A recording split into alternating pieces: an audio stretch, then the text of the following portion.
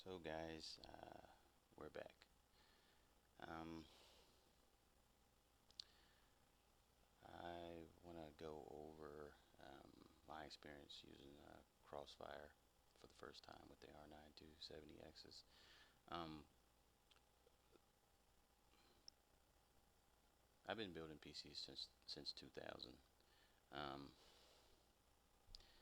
and I like to research things that are PC related big time. And previously, I had got into wanting to know just exactly um,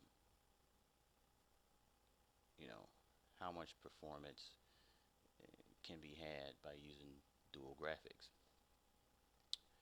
And my research always came up that it was always a two-edged sword, where the performance, you did get more performance than you do, but you do experience some issues.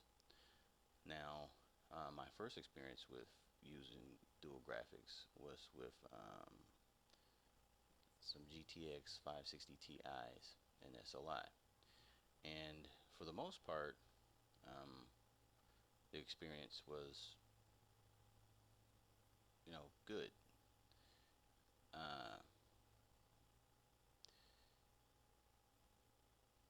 but um, I'd never used AMD Crossfire before, and so um,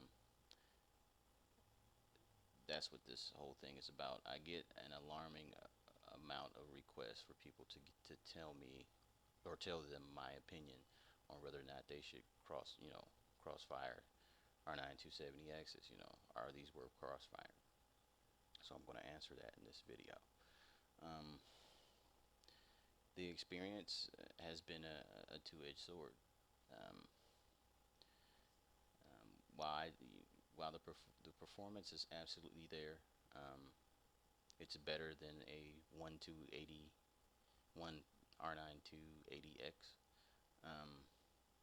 when you're using uh, two R9 270X's in Crossfire. Um, but the experience is much more, how can I say, kind of unstable. I'll just go through briefly what I experienced. The first thing um, is the micro stutter issue, which is very evident. Those of us that are in the know, we know that the problem with micro stutter has been with AMD cards using dual graphics. Um, it's been there on the AMD side for a while. It's caused by the Crossfire bridge.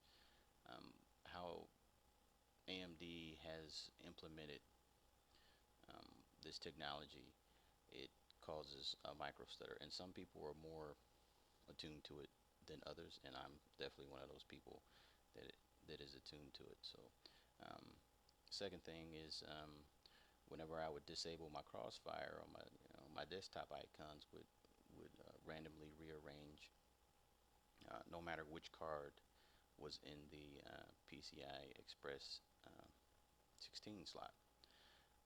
Um, and that was something I was actually really, willing to deal with. Um, but the problems got worse.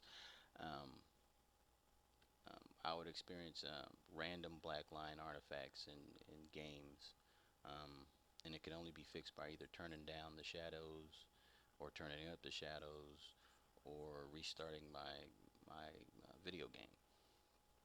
And that wasn't all that bad, but it started to kind of weigh on me. The third thing I ran into um, was or maybe it's the fourth. I didn't lost track at this point. Was the deal breaker for me was I would get random freezes and reboots during gameplay sessions, or while browsing the internet, or even while starting applications randomly. So those four things uh, just killed the experience for me. So I used Crossfire for about 4.5 months, maybe 5, and then I just, for the last month and a half or 2 months, I just broke the array, um, the Crossfire array, and I just started using one card in my main machine, and then I put the other card in my HTPC that I use for gaming and watching movies on. Um, Funny thing is that I did. I know many of you are probably wondering, well, did you take take your Crossfire and put it on your different machine? Yes, I did. I took it and put it. I thought, well, maybe there's a problem with, maybe my rig. So I took the cards out, put them in Crossfire on my HDPC, and same problems. So I think I can pretty much say that there's definitely a problem with Crossfire, um, as far as the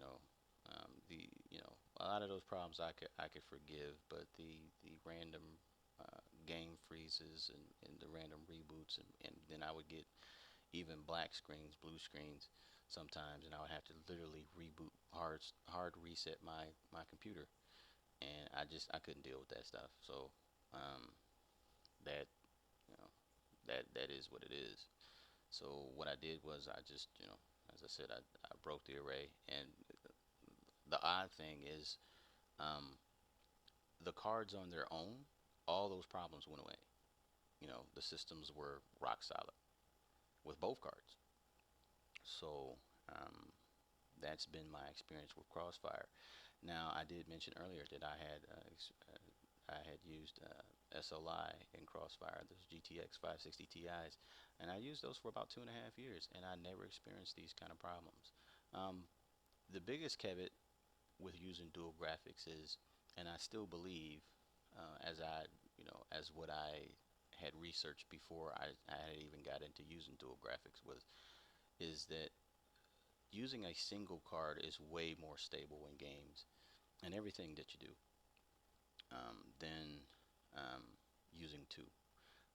The biggest caveat is, like I said, on both camps, AMD and Nvidia, is that a good amount of games don't support Crossfire, and so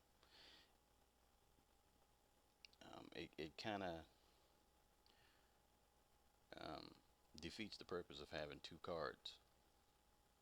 Now, I'm not saying most games do support Crossfire and SLI, but um, there are a lot of games that don't support it, and um,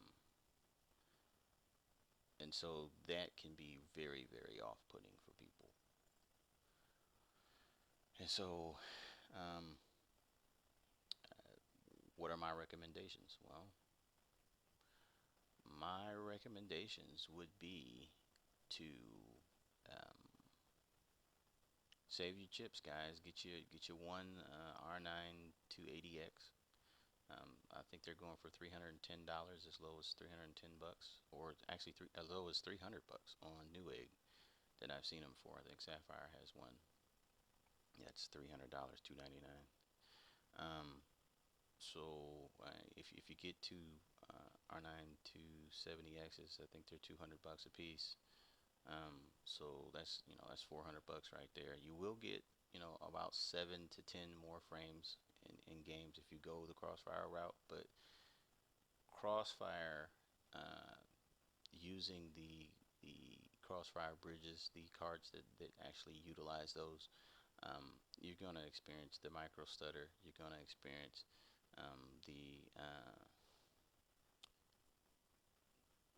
the things that I experienced. I'm pretty sure you will. I'm not sure everybody has experienced these things, but I'm pretty sure a good fair amount of you have. Considering the fact that I used the Crossfire setup in two different machines, and this is what I ran across. So I can only assume that the problem is with the technology, not so much with the cards. Um, so, uh, but there's another recommendation too. I'd like to say, I'd like to recommend is, if you are planning on using dual graphics, because it is a cheap way of getting more performance for less money. Um, would say stick to the Nvidia route, guys, because I didn't have those kind of problems with when I was using the Nvidia side, the SLI um, setup. So that would probably be the best thing I could tell you. So those are my recommendations for you. Um, yeah. So thanks for listening. Thanks for watching, guys. I'm gonna go ahead and end the video here. I'll just let the gameplay play in the background here. This is DC Universe Online. I still play this game, regularly. It's really one of the best superhero games that are out. And then you can play it with your friends too. So um, it's really awesome game, and all the voices are voice acted. All the dialogue is voice acted in the game, which is awesome, by the way. So it helps with the immersion. But again, guys, thank you for listening. Thank you for watching. You guys have a good one.